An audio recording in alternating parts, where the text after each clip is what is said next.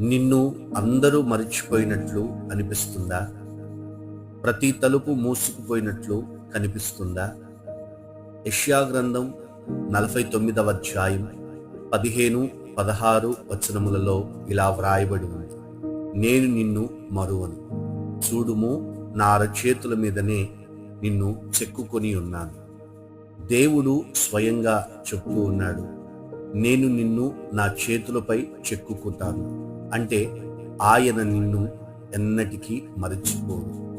నువ్వు ఎంత దూరం వెళ్ళినా దేవుడు నిన్ను గమనిస్తున్నాడు. నీ కన్నీళ్లను ఆయన లెక్క పెడుతూ ఉన్నాడు. నీ ప్రార్థనకు సమాధానం రానట్లు అనిపించినా ఆయన తగిన సమయమందు తప్పక స్పందిస్తాడు. దేవుడు నిన్ను మరచిపోలేదు అని ఈ వాక్యము నీకు గుర్తు చేస్తుంది. నీ జీవితంలో కొత్త దిశ ప్రారంభమగునుగా.